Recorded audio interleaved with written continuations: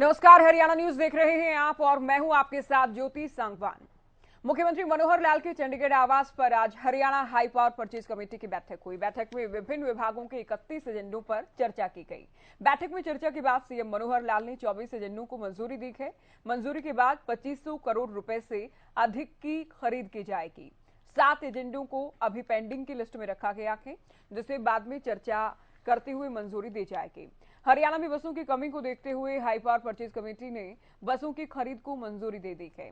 अब हरियाणा सरकार 1300 बसों की खरीद करेगी। इनमें से हरियाणा रोडवेज के बेड़े में 1200 बसों को शामिल किया जाएगा। तो आमजन के लिए वाकई बड़ी सौगात, चूंकि अब हरियाणा रोडवेज के बेड़े में बसों की संख्या बढ़ाई जाएगी। कुल जो आज के विशेष परचेज में 1300 बसेस, जिसमें 1000 डीजल बसेज हैं और 300 बसेस मिनी बस और एसी बसेस ये सब ली गई हैं। और साथ ही एक बड़ा जो काम है वो जो आज अभी डेफर किया है, उसके अंदर जो बायोमास पैलेट्स बनाने के लिए पराली को एक माध्यम से पैलेट बनाने का एक टेंडर वो एक सप्ताह के बाद फिर करेंगे। कुछ उनके साथ मीटिंग करेंगे और इसके अलावा जो आज फाइनल हो गए हैं वो 2500 करोड़ रुपए का और कुल मिलाकर परचेज जो है आज की गई। चलिए बात करेंगे आदमपुर उपचुनाव को लेकर। आदमपुर उपचुनाव को लेकर जेजेपी ने महत्वपूर्ण बैठक बुलाई। दिल्ली में यह बैठक हुई, जेजेपी की पार्लियामेंट्री बोर्ड की बैठक हुई, लेकिन बैठक में अभी कोई फैसला नहीं लिया गया है। अजय सिंह चौटाला ने बैठक की अध्यक्षता की। डिप्टी सीएम दुष्यंत चौटाला बैठक में उपस्थित रहे। पार्टी प्रदेश अध्यक्ष समेत पार्टी पार्लियामेंट्री बोर्ड के सदस्य भी बैठक में शामिल हुए। तो कल एक बार फिर से बैठक बुलाई गई है। तो आज देखिए बैठक हुई और इंतजार इस बात का था कि क्या कुछ फैसला आदमपुर उपचुनाव को लेकर लिया जाता है। क्या जेजेपी गठबंधन में ही चुनाव लड़ेगी या फिर इस बार राहें अलग हो सकती हैं उपचुनाव को लेकर, लेकिन अभी कोई तस्वीर साफ नहीं हो पाई है। आज बैठक हुई, पंचायत चुनाव पर चर्चा हुई, आदमपुर उपचुनाव को लेकर चर्चा हुई, लेकिन चुनाव और उपचुनाव दोनों को लेकर ही कोई फैसला अभी नहीं लिया गया है, जानकारी भी नहीं दी गई है। क्योंकि कल एक बार फिर से जिला अध्यक्षों और जिला प्रभारियों की बैठक होगी। जेजेपी संसदीय बोर्ड की बैठक भी कल फिर से हो सकती है और उम्मीद है कि कल तस्वीर साफ हो।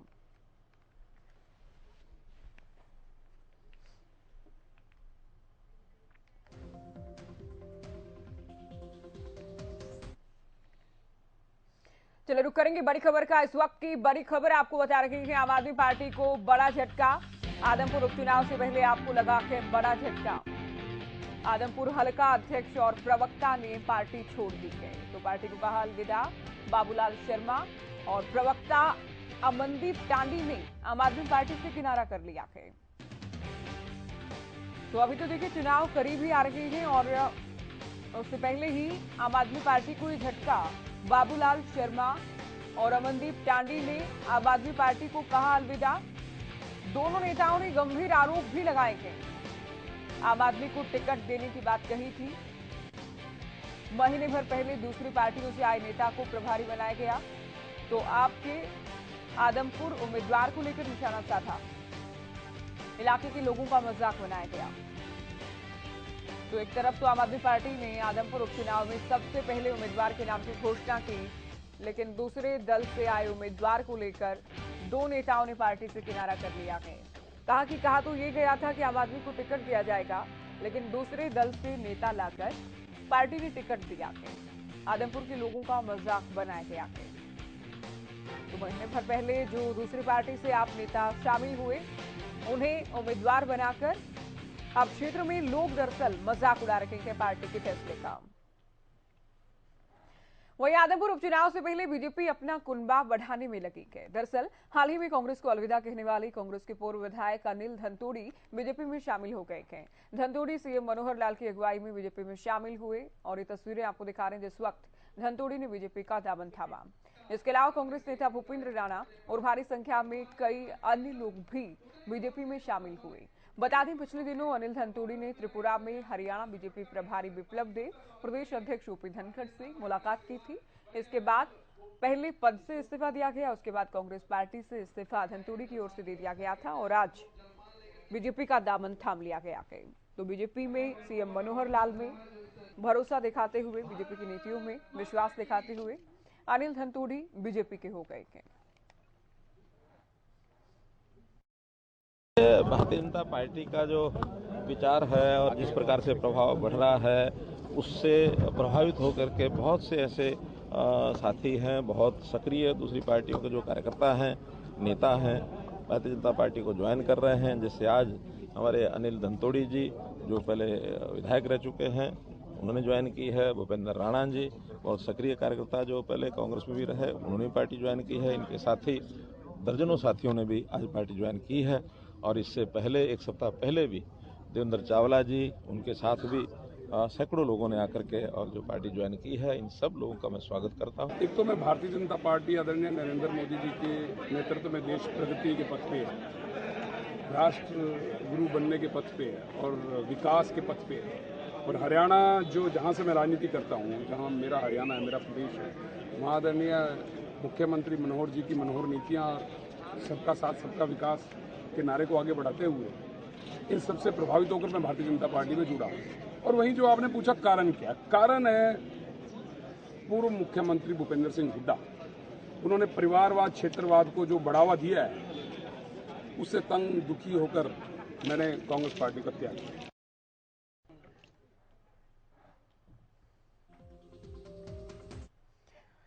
कैथल के गांव में दुष्कर्म के बाद बच्चे की हत्या के मामले में लोग सरकारी अस्पताल में इकट्ठा हुए। इस केस की फास्ट ट्रैक कोर्ट में सुनवाई हो, ये मांग की गई ताकि दोषी को जल्द से जल्द सजा मिल सके। ग्रामीणों का कहना है कि इस निर्मम हत्या से पूरा गांव बेहद परेशान है, गांव में आक्रोश है, इसलिए वो चाहते हैं कि पुलिस पहुंचे, पुलिस आश्वासन दे, इस मामले को फास्ट ट्रैक कोर्ट के माध्यम से जल्दी सुलझाया जाए, दोषी को कड़ी से कड़ी सजा दी जाए। साथ ही लोगों ने शव को नहीं ले जाने की चेतावनी भी दी है।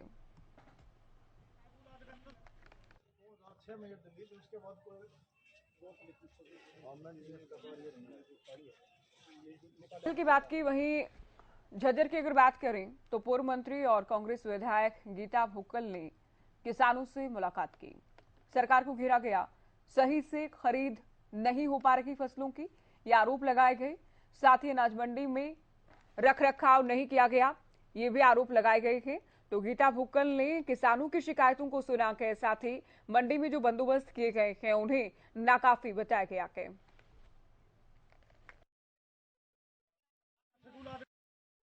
हमारा जो किसान अन्नदाता जिसने मुश्किलों से फसल जो है अपने बोने का काम किया, कुछ तो बारिश की वजह से फसल जो है खड़ी खराब हो गई खेतों में ही। और जो फसल यहाँ पर आई, कुछ किसान मुझे ऐसे मिले जिनका गेट पास कर चुका था, अब तक उनकी जो है ट्रैक्टर में ही अनाज, उनका बाजरा जो इस समय पड़ा हुआ है। और दूसरा जो सबसे बड़ी दिक्कत हमारे जो आड़ती भाई हैं सबने जो दिखाया, और मंडी की जो बद से बदतर हालत है, और सबसे ज्यादा व्यवस्था की बहुत ज्यादा बुरी हालत है। बारिश हो रही है लेकिन बारिश तो पता ही चला है कि होगी, सारी की सारी मंडी जो है वो पानी से भरी पड़ी है। और जो बाजरा यहाँ पर आ चुका था वो पूरा पूरी तरह से फूट चुका है, और उसके अलावा बारिश की वजह से और गंदा पानी आने की वजह से उसमें पूरी तरह से बदबू आ रही है। तो गीता भुक्कल ने प्रशासन पर हमला बोला है, किसानों की बातों को, किसानों की शिकायतों को सुना गया और मंडी में सही इंतजाम नहीं किए गए हैं, ये आरोप गीता भुक्कल की ओर से लगाए गए। तो देखिए, बरसात के चलते किसानों को काफी परेशानी झेलनी पड़ी है। ऐसे में गीता भुक्कल ने सिस्टम पर सवाल खड़े किए।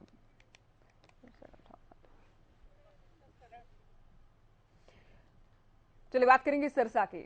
सिरसा के श्री सालासर धाम मंदिर में श्रद्धा पूर्वक और हर्षोल्लास के साथ शरद पूर्णिमा महोत्सव मनाया गया।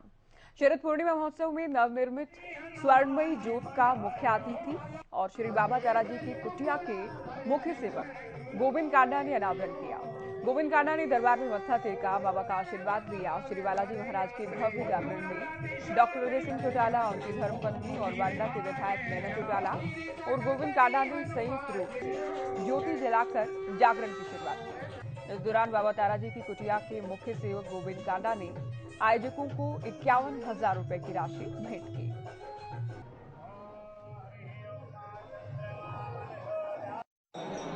सामने देखना प्रधान जी।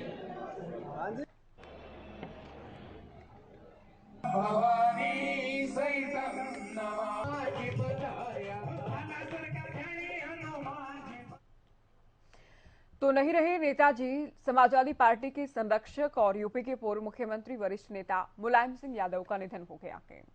गुरुग्राम के मेदांता अस्पताल में उनका उपचार जारी था। मुलायम सिंह यादव ने आज सुबह 8:16 पर अंतिम सांस ली। 3 बार यूपी के मुख्यमंत्री और केंद्र में रक्षा मंत्री रहे मुलायम सिंह यादव को देश के दिग्गज नेताओं में माना जाता था। मुलायम सिंह को सांस में दिक्कत होने के चलते मेदांता अस्पताल में भर्ती कराया गया, आईसीयू में शिफ्ट किया गया था। हालांकि हालत बिगड़ने के बाद उनकी जिंदगी नहीं बचाई जा सकी। हालांकि डॉक्टर्स ने लगातार प्रयास किए और इस दौरान लगातार उनके समर्थक, उनके चाहने वाले उनके स्वास्थ्य के बेहतर होने की पूजा अर्चना करते रहे, कामना करते रहे। रक्षा मंत्री राजनाथ सिंह से लेकर हरियाणा के सीएम मनोहर लाल खुद उनका हालचाल जानने मेदांता अस्पताल पहुंचे थे। मुलायम सिंह के समर्थक भी लगातार उनका हालचाल जान रहे थे। तो मुलायम सिंह यादव जी का निधन हो गया है। मुलायम सिंह यादव जी, उनका जाना देश के लिए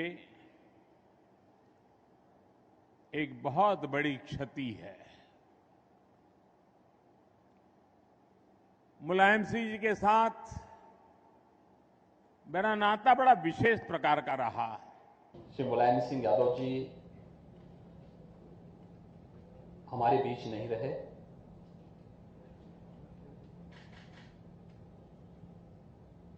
श्री मुलायम सिंह जी के निधन पर आज पूरा प्रदेश शोकाकुल है। मैं इस अवसर पर प्रदेश शासन की ओर से और प्रदेशवासियों की ओर से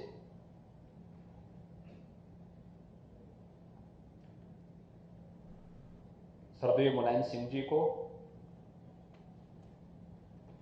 विनम्र श्रद्धांजलि अर्पित करता हूं। श्री मुलायम सिंह यादव जी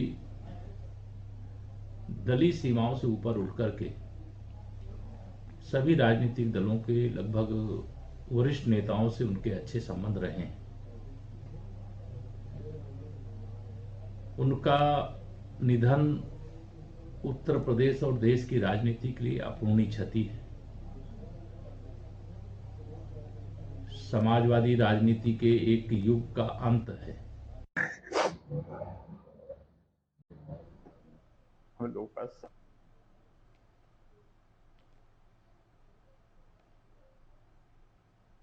न पैदा हुआ न पैदा होगा। गरीब किसान नौजवान अपने मसीहा को दिया है। हाँ, श्रद्धा सुमन अपने नेता को अर्पित करते हैं।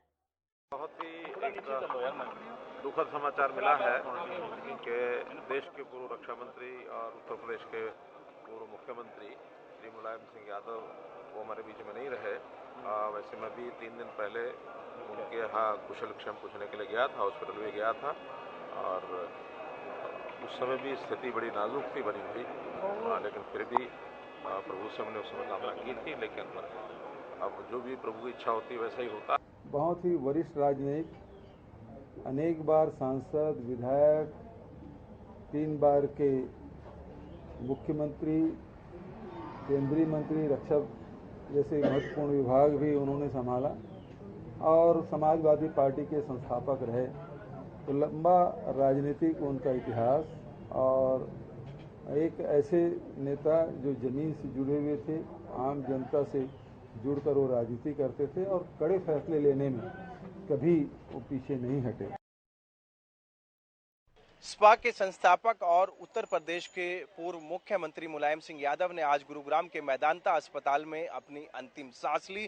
पिछले काफी समय से मुलायम सिंह यादव का जो स्वास्थ्य था वो ठीक नहीं था और इसी के चलते अब उनको गुरुग्राम के मेदांता अस्पताल में भर्ती कराया गया था। आज उन्होंने 8:16 पर अपनी अंतिम सांस ली और परिवार के सदस्यों की मैं बात करूं, उनके बेटे अखिलेश यादव, उनके भाई राम गोपाल यादव, तमाम वो लोग पहुंचे थे और इसी अस्पताल से उनका पार्थिव शरीर लेकर वो उत्तर प्रदेश के लिए रवाना होंगे। और उससे पहले देश के गृह मंत्री अमित शाह ने दिवंगत आत्मा को श्रद्धा सुमन अर्पित किया और साथ ही साथ भगवान से ये दुआ की है कि शोकाकुल परिवार को भगवान हिम्मत दे इस दुख की घड़ी से निकलने की। और साथ ही साथ मैं मुलायम सिंह यादव की बात करूं, राजनीतिक सफर की मैं बात करूं, उत्तर प्रदेश के 3 बार वो मुख्यमंत्री रहे हैं और साथ ही साथ 7 बार वो मेंबर ऑफ पार्लियामेंट रहे हैं। और ऐसे में कहीं ना कहीं अब राजनीतिक गलियारों की मैं बात करूं, कहीं ना कहीं अब शोक की लहर पूरे राजनीतिक गलियारों में है, क्योंकि एक बड़े नेता मुलायम सिंह माने जाते थे। नेताजी क्योंकि ना सिर्फ उत्तर प्रदेश बल्कि भारतवर्ष की राजनीति में एक अहम रोल वो अदा करते थे। तमाम सपा कार्यकर्ताओं के साथ साथ तमाम राजनीतिक पार्टियों में अब शोक का माहौल है और कल उनका जो है उनके पार्थिव शरीर का दाह संस्कार उनके पैतृक गांव में किया जाएगा। गुरुग्राम से विनय के साथ संजय राठौर। वहीं अब से कुछ ही दिन में सर्दी का मौसम दस्तक देने वाला है, लेकिन बरसात का सिलसिला देखकर लगता नहीं कि बरसात का मौसम अभी जाने वाला है। अक्टूबर के महीने में बरसात ने मानसून ने ऐसा यू टर्न मारा है कि देखने वाला हर कोई हैरान है। काफी लोगों को बरसात के कारण भारी परेशानी झेलनी पड़ी, तो कई शहर ऐसे हैं जहां बरसात के चलते हाहाकार मचा है। किसानों की फसलें बर्बाद हो गई हैं, सड़कें जलमग्न हो गई हैं, तो कई शहरों में बरसात के चलते मातम का माहौल है। देखिए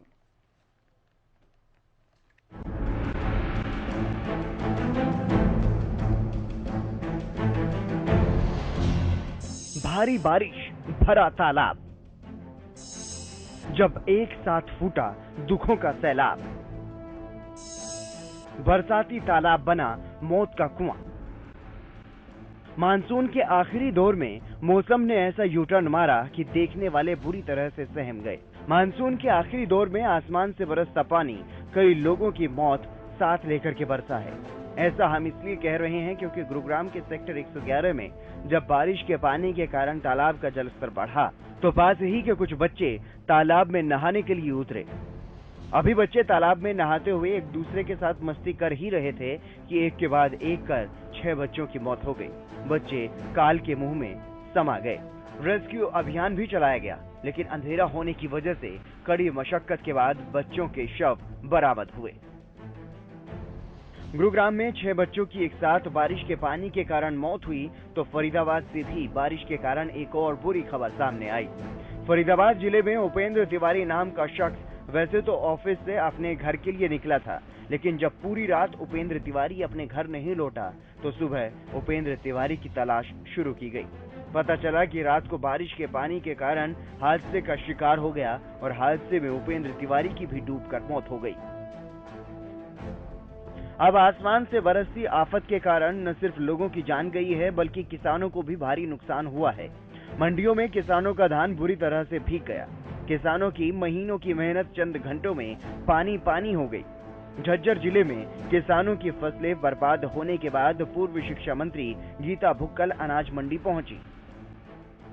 दिखाया और मंडी की जो बद से बदतर हालत है और सबसे ज्यादा व्यवस्था की बहुत ज्यादा बुरी हालत है। बारिश हो रही है लेकिन बारिश तो पता ही चला है कि होगी। सारी की सारी मंडी जो है वो पानी से भरी पड़ी है और जो बाजरा यहाँ पर आ चुका था वो पूरा बुरी तरह से फूट चुका है और उसके अलावा बारिश की वजह से और गंदा पानी आने की वजह से उसमें पूरी तरह से बदबू आ रही है। अब जो किसान जिसका तो पास से बाजरा आ गया और वो तो यहाँ पर डाल कर चला गया, सीधा सीधा नुकसान इसमें आढ़ती को भी है। दूसरी बात, सरकार ने बार बार ये कहा था कि पहले कहा था कि 72 घंटे के अंदर अंदर हम लोग जो है किसान को पेमेंट कर देंगे, फिर कहा था कि 42 घंटे के अंदर अंदर कर दी जाएगी कि 72 नहीं। आज तक भी किसानों को इसकी पेमेंट नहीं मिल रही है। मौसम की मार के सामने सिस्टम से लेकर आम आदमी सब लाचार हैं। अब आसमान से बरसती इस आफत की बारिश पर तो काबू नहीं पाया जा सकता, लेकिन बारिश के बाद जो हालात बनते हैं उनसे सही इंतजाम करवा करके जरूर बचा जा सकता है। फरीदाबाद से राजेंद्र दहिया, गुरुग्राम से संजय राठौर के साथ झज्जर से रमाकांत की रिपोर्ट, हरियाणा न्यूज। वहीं साइबर से जुड़ी बढ़ती घटनाओं को रोकने के लिए गोहाना में पुलिस ने 30 दिवसीय जागरूकता अभियान चलाया है। अभियान के दौरान साइबर ठगी की घटनाएं कैसे हो रही हैं, कैसे इन्हें रोका जाए, कैसे लोग शिकार बनते हैं, इसे लेकर जानकारी दी गई। प्रतिदिन साइबर ठगी के एक पॉइंट के बारे में लोगों को जागरूक किया जा रहा है ताकि ठगी की घटनाओं से बचा जा सके। बता दें, पुलिस की इस मुहिम से एक तरफ जहां क्राइम पर अंकुश लगेगा तो आमजन भी जागरूक होगा।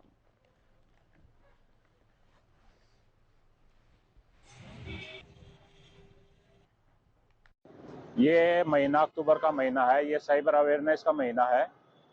इसमें किसी के साथ भी साइबर फ्रॉड हो जाता है तो 1930 पर कॉल करें। आप जितना जल्दी कॉल करोगे आपके पैसा बचने के चांस उतने ज्यादा होंगे। ये जी जैसे खातों से पैसे निकल जाते हैं और फिर ये मिलते नहीं जी वापिस लोगों को, इसलिए साइबर सेल के लिए ये अभियान चलाया गया है जी। जल्दी से जल्दी जो फोन कर देंगे उनके पैसे रुक जाएंगे और उनको वापस मिल जाएंगे। 5 दिन में, 7 दिन में, 10 दिन में वापस चल जाएंगे।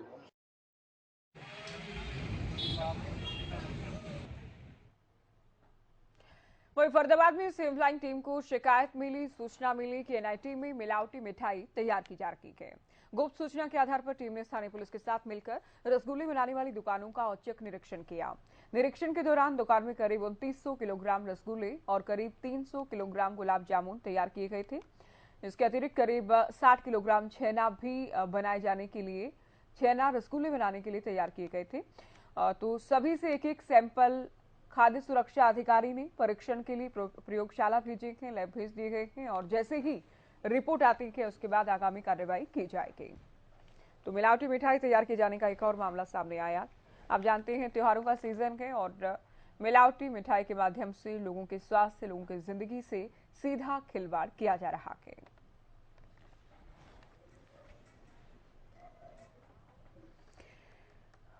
पिछले करीब 6 महीने से वेतन न मिलने के चलते नगर निगम के ठेका सफाई कर्मचारी हड़ताल पर गए हैं। सफाई कर्मचारियों का आरोप है कि वेतन न मिलने से इस बार काली दीपावली मनाएंगे। कर्मचारी नेता संजय बिडलाल ने प्रशासनिक अधिकारियों को अल्टीमेटम दिया, या तो अधिकारी लिखित में वेतन देने का आश्वासन दें या फिर कर्मचारी अनिश्चितकालीन हड़ताल पर जाएंगे।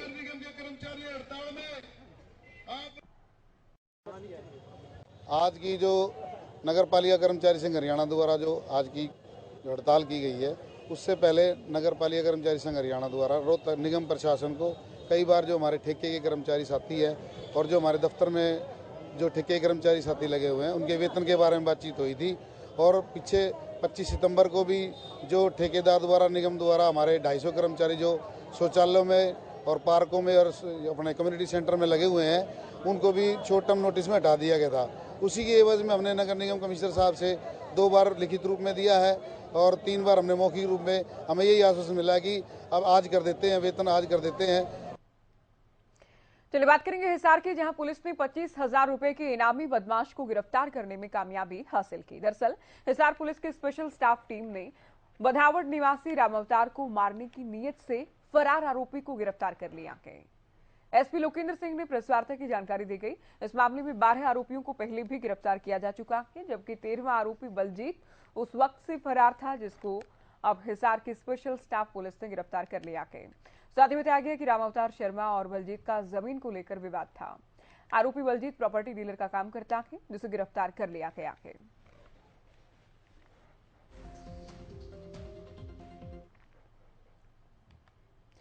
यमुनानगर के गांधीनगर में बदमाशों के हौसले बुलंद हो रहे हैं। बता दें, बदमाशों ने लूट की वारदात को अंजाम देने के बाद बदमाशों ने परिवार पर जानलेवा हमला भी कर दिया। गंभीर हालत में परिवार के 2 लोगों को यमुनानगर ट्रॉमा सेंटर में भर्ती कराया गया है, जहां से चंडीगढ़ पीजीआई रेफर कर दिया गया है। पुलिस ने तीनों आरोपियों की पहचान कर ली है, जांच जारी।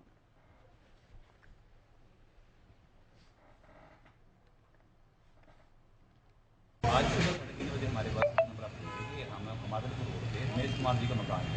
उसके मकान में 2 लड़के चोरी की नीयत से घर में घुसे थे और वो जो उन्होंने बाइक और पैसे चोरी किए हैं, जब रमेश कुमार का बेटा और बेटी उठे हैं तो उन्होंने रोड से उनके ऊपर हमला करके उनकी चोटें पहुँचाई है। तो लड़का लड़की दोनों को हॉस्पिटल भिजवा दिया था। लड़की की इसमें चोट है, ज़्यादा रोड मारी है। बर्दाश्त करने वालों ने ट्रॉमा सेंटर से पीजीआई रेफर कर दी है। रमेश कुमार उनके परिवार के यहाँ पे हमने केस रजिस्टर कर दिया है। सीसीटीवी के आधार पर 2 लड़कों की शिनाख्त हुई। Haryana state narcotics control bureau की टीम लगातार नशे पर कार्रवाई कर रही है। धरपकड़ का काम लगातार जारी है। एडीजीपी श्रीकांत यादव के निर्देश अनुसार उनकी टीम ने कार्रवाई की है। नशा तस्कर 3 आरोपियों को गिरफ्तार किया गया। दरअसल आरोपी से 20 ग्राम 70 मिलीग्राम स्मैक भी बरामद की गई है, जिसकी कीमत करीब 1 लाख रुपए बताई गई।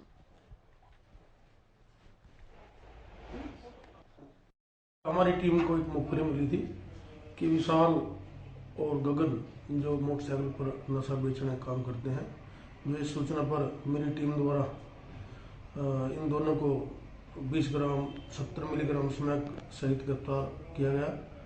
और उनके बताने के बाद जो हिमांशु है, भाई वो हिमांशु से लेकर आते थे, उसको भी गिरफ्तार किया गया है। अब आज इनको कोर्ट में पेश किया जाएगा और कोर्ट में पेश करने के बाद आगे देखते जैसी कार्रवाई आपको दें। चलो फिलहाल बुलेटिन में इतना ही। नमस्कार।